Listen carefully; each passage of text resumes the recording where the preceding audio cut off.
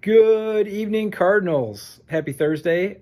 I hope the fourth day of our extended spring break has been a good one for you. We continue to miss you terribly here at Highland.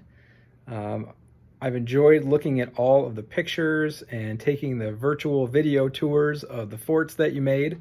We had over 150 submissions sent in less than 24 hours. That was fantastic.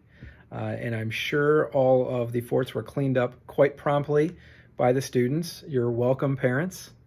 And we are going to give you an update on which classes advanced in the March Madness tournament shortly. First, though, a couple important announcements. First, for all of Mrs. Korn's students, you'll be happy to know that she has found homes for all of her pets in the Mrs. Korn petting zoo. So all of her pets are going to be well taken care of during the time that we're away, and then we will bring them all back.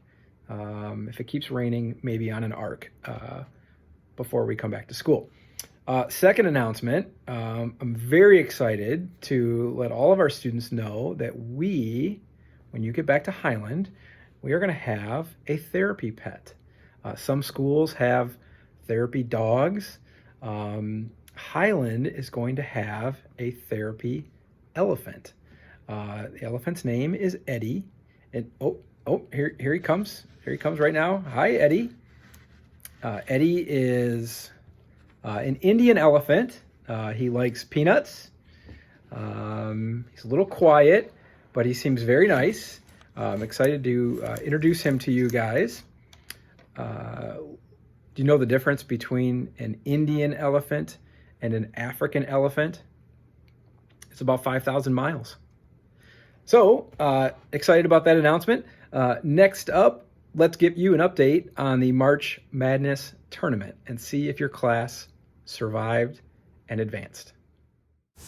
Like we mentioned, competition was fierce. We had over 150 submissions. Every class had at least one fort constructed, and there were multiple classes that had double digits forts constructed. Without further ado, let's get to the results.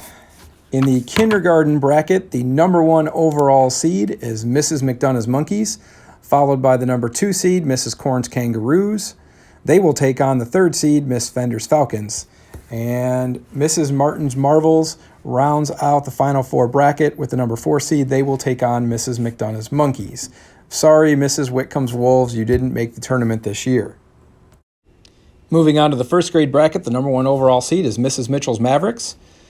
The number 2 seed is Mrs. Briggs's Some Species of Bobcats. They will take on Mrs. McCrill's Musketeers at the 3rd seed. And rounding out the top 4 is Mrs. Bishop's Bobcats. They'll take on the Mitchell's Mavericks. Sorry, Lumpkins Llamas, you didn't quite make the tournament this year. The 2nd grade bracket shook out like this. The number 1 overall seed is Mrs. Hymes's Huskies, followed by Mrs. Duvey's Groovies at the number 2 seed. They will take on Mrs. Crandall's Crocodiles. And rounding out the top 4 is Miss Duvey's Duvenators. The Sharks and the Yodelers are headed to the NIT tournament. In the 3rd grade division, it's Whitman's Warriors at the number 1 seed. Litchney's Lions on the opposite end of the bracket at the number 2 seed. They will take on Miss Dannenberger's Dream Team at the 3rd seed, rounded out by Mrs. Dehaan's Dazzlers at the 4th seed. Sorry to Mrs. Peace's Peeps, but you didn't make the tournament this year. In the always competitive 4th grade division, the number 1 seed is Mr. Schmidt's Shooters, and I believe they were the number 1 seed overall for the entire tournament, as they had double-digit submissions with several that earned bonus points. On the opposite end of the bracket, the number 2 seed, Mrs. Irwin's Infernos, they will take on Mrs. Bostetter's Beasts, and rounding out this bracket, Miss Frederick's High Flyers, they will take on the Shooters. Sorry, Mrs. Stedke's Stars. And finally, in the 5th grade division, the number 1 overall seed is Mrs. Petrie's Panthers. Opposite end of the bracket, Mrs. Hildebrandt's Heroes. They will take on Mr. Miser's Minions at the 3 seed.